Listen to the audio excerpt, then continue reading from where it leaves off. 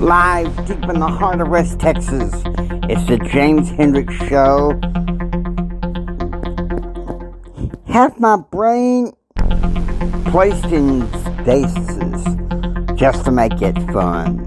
Hey guys, I figured I would change the tone of how I interpret the news. And I'll go to my usual sources, but today I went to the Wall Street Journal. There's a story in the Wall Street Journal that says Wall Street finds new value in cash. Alright. I found that this is not a political story so much. But it's something I think we can do something about, okay? And this is just from the entrepreneurial, a bit of a left brain. Now look,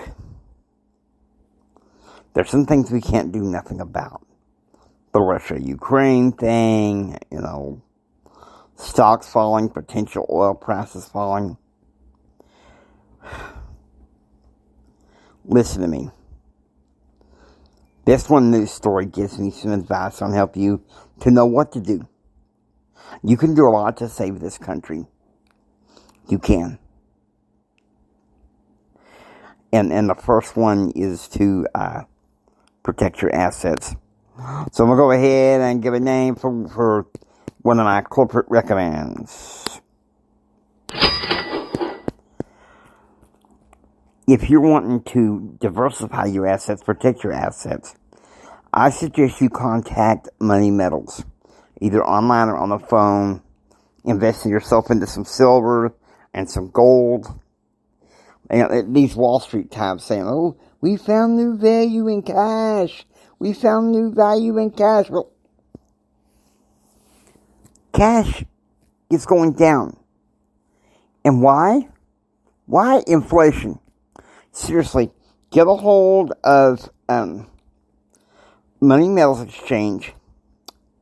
Purchase yourself some silver and gold, within whatever budgetary range you can afford. But they provide great value for what you are purchasing to invest in, okay?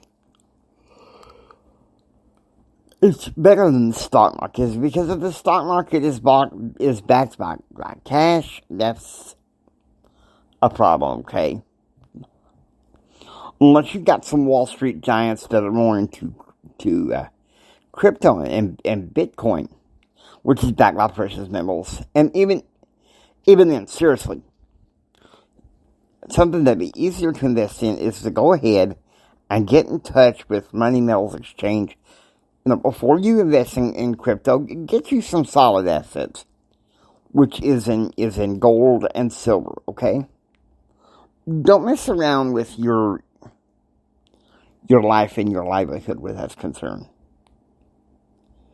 Now, we all know what's going on.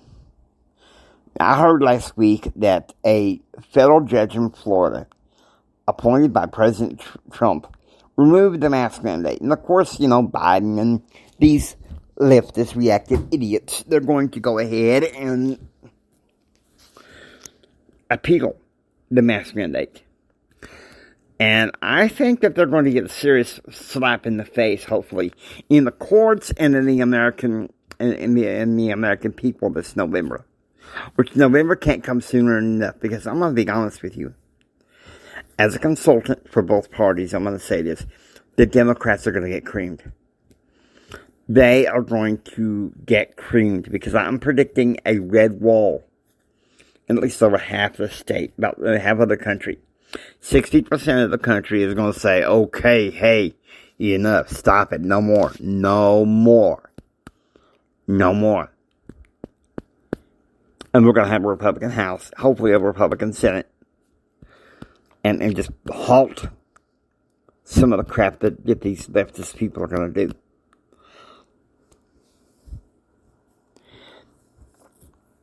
And so that's, the mask mandate. The vaccines. I'm going to say this because in a way I'm kind of angry. Shame on both parties for driving COVID into the ground. Okay, because I've been talking to some of my friends that are along my persuasion, and they're kind of like, we've had enough of hearing about COVID. But yet I have some friends that prefer to, kind of milk it for what it's worth. It's over. Alright, look. 9 months ago, I was promoting the vaccines like there was no tomorrow.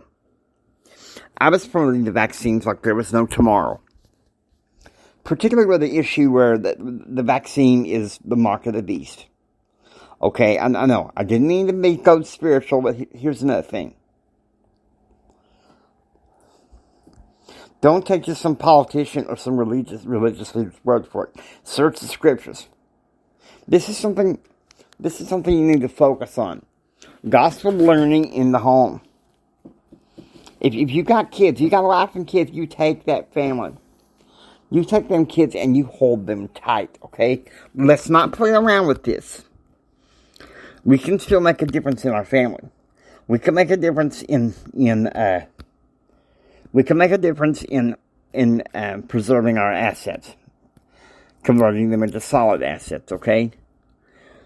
Ooh, people in this reactive culture, they don't want you to hear that. But, well, I'm going to say it. Because I'm tired of wokeism, okay? I've had it. And I can hear it resonate among many Americans. They've had it. And I don't blame them. Okay, listen to me. Shame on both parties for milking COVID into the ground. For milking January 6th into the ground. Okay, this is 2022. I'm sorry some people on both sides felt some injustice, okay? But news is not news anymore. And why? Because journalists tend to want to frame it into the backdrop of the past. Last July, I began a series called Conquest of Truth on my main podcast, Empower Your Pattern. And the one thing I said, and I'm going to say it the same thing, the mainstream media is not interested in reporting truth or reporting news as currently as you see it. No. They want to report the news within the framework of the past. That's what I learned quickly from the likes and ilks of Dr. Murchison, okay? That's what I learned. And it's not something that you sit there and play around with, okay? Listen to me. You have a choice as to how you are to receive news. If you focus too much, like on the TV news, I mean, I watch it a little bit. I only have a set time of day when I watch it. Otherwise, I'm working on other projects like personal development, my spirituality, doing what I do, some of the mundane things, if you know what I mean. And the fact is, quite frankly, journalism is a basic regurgitation of what the journalist saw the present through the lens of the past. I'm sorry, but that seems like a more retroactive history approach. When I think of journalism, I really see, hey, let's see what's going on now. Now, you can liken things from the past, don't get me wrong. But let's not beat the past to death, okay? That's reactive. Doesn't get you anywhere. In fact, it has been 3 years since I had to have brain surgery. And the one thing that has really helped me see over these 3 years is to really let a lot of the stuff in the past go. And some of the reactive people from my past go. And we need to start doing that again in this country so this country can heal. Okay, seriously. Let's not play. You gotta forgive me. My warped sense of humor is coming out.